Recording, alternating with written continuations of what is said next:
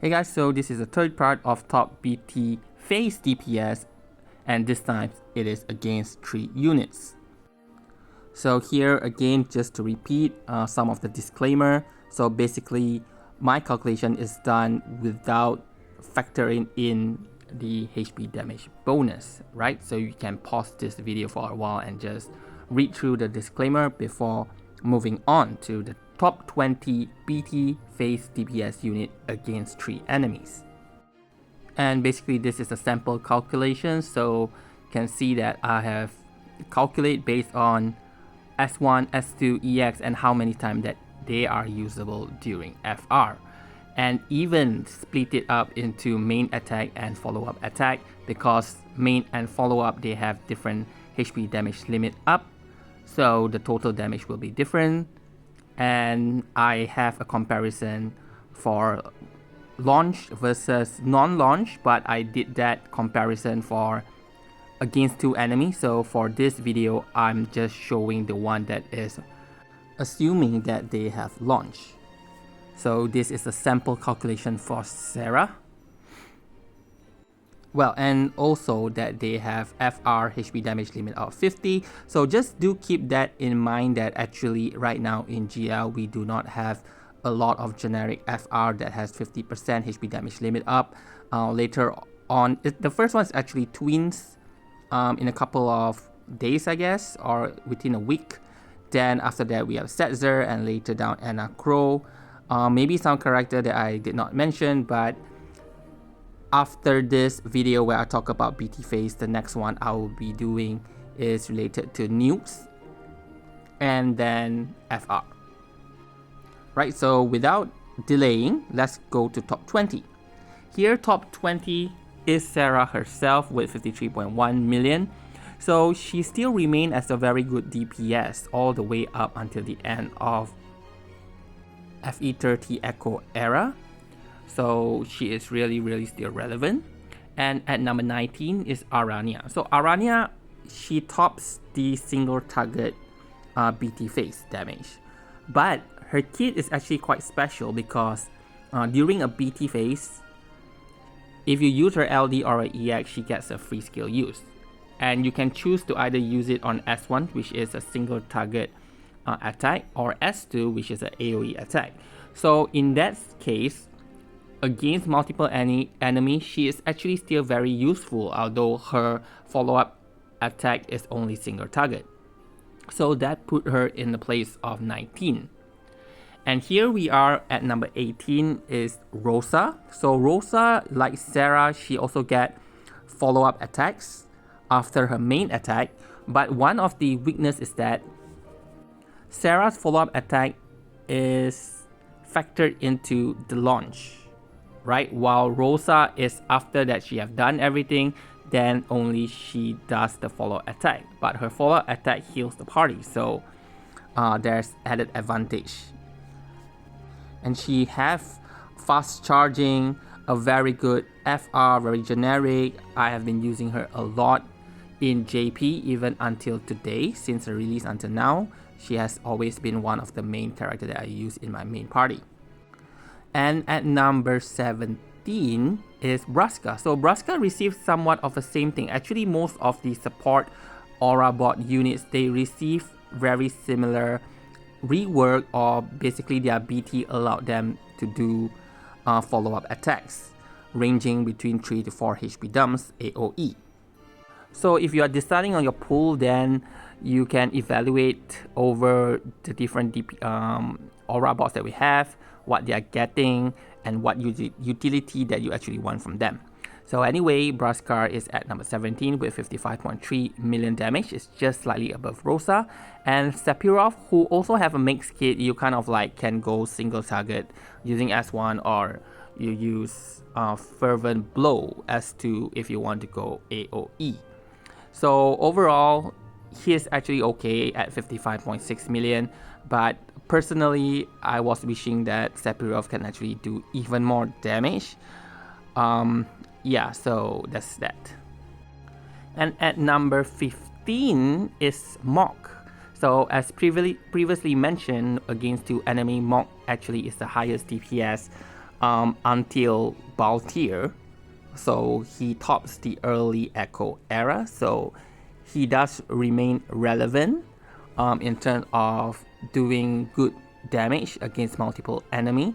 And of course, he also has cleansing and confusion utility against the enemy. So at number 15. And number 14, we have Golbez.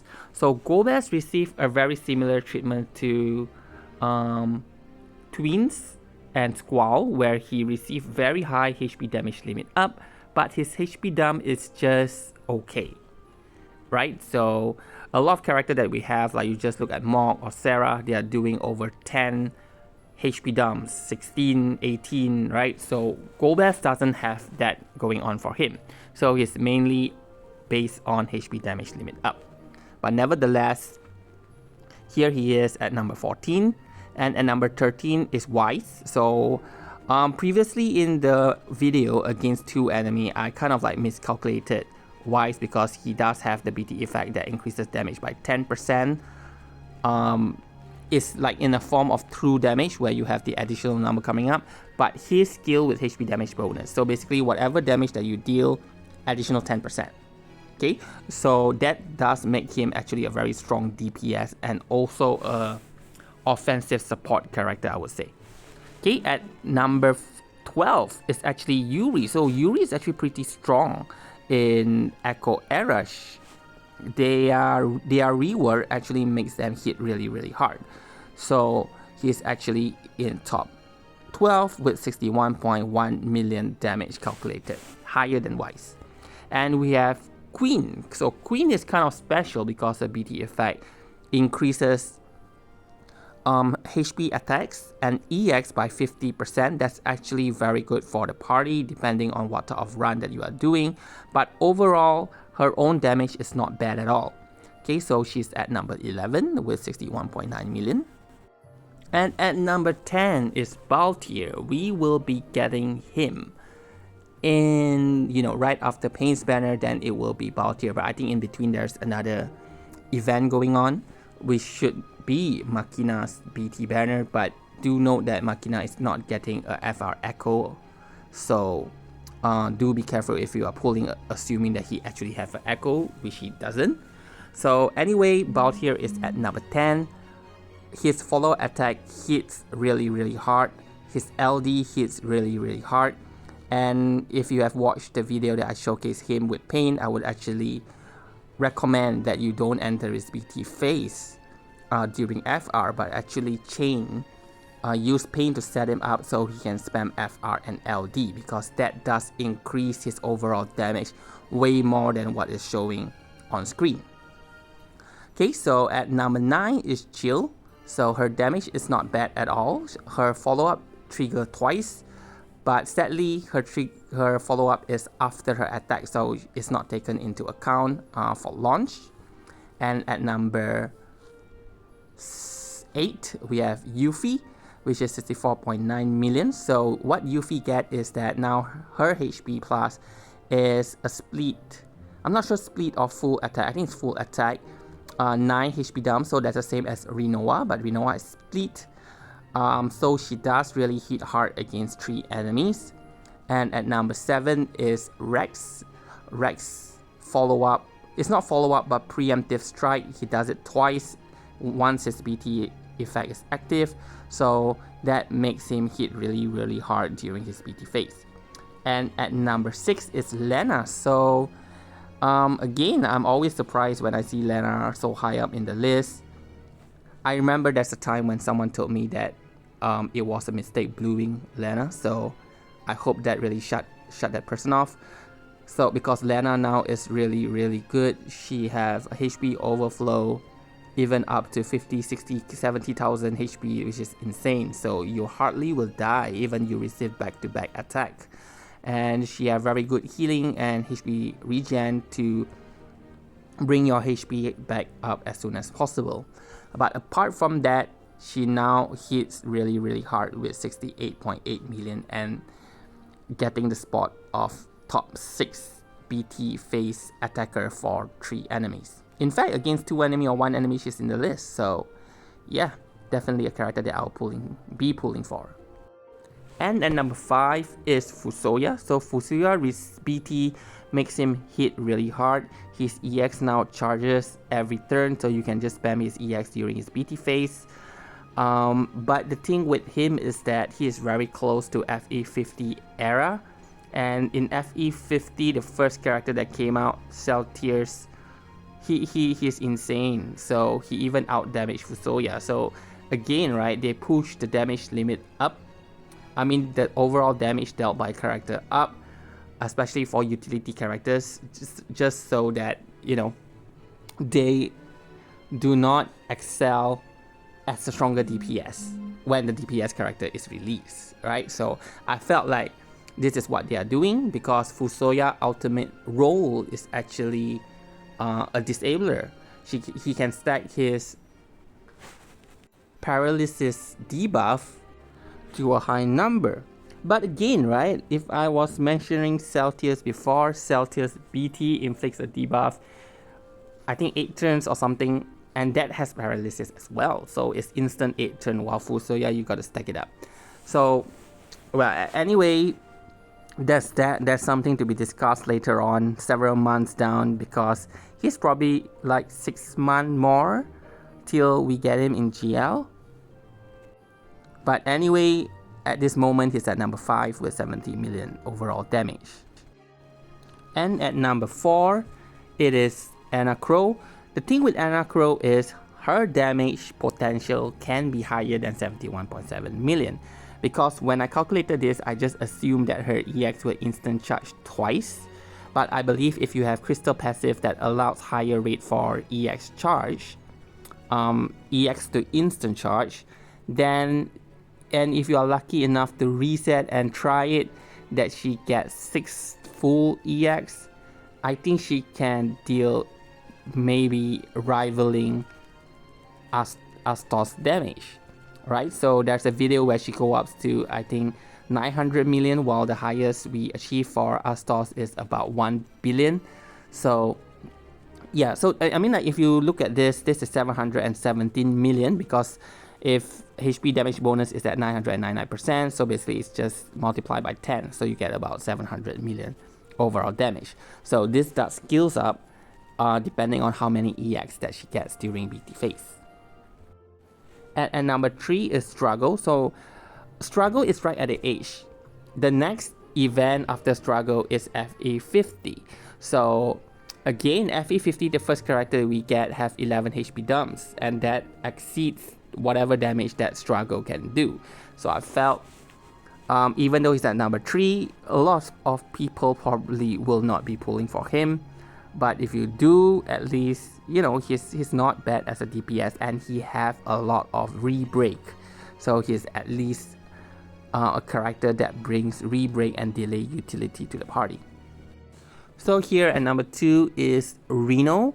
Reno HP plus attack after he activates his BT is only a 6 turn BT effect, so he can only use his HP plus for 6 turn. It's 11 HP dumps, but it does, I think it is split, so it's not easy to cap when you are fighting against 3 enemy. So this 77 million and this place he is in at number 2 can be quite misleading unless you have Quina in the party.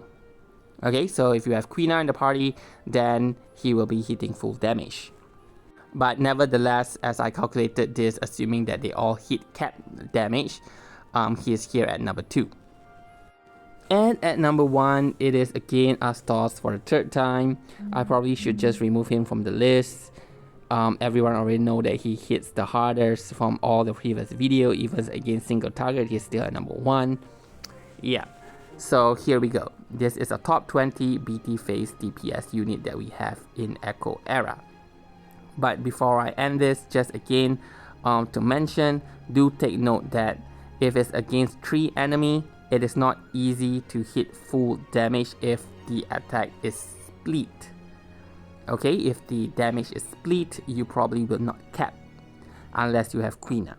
Alright, this once again makes Quina a very, very good unit to have. So if you look into this distribution, if against 3 enemy, as I mentioned about the split attack, Lena actually is really good because he's lower than Reno, but like I say, Reno would be hard for him to hit the cap, but Lena hits cap and is full damage.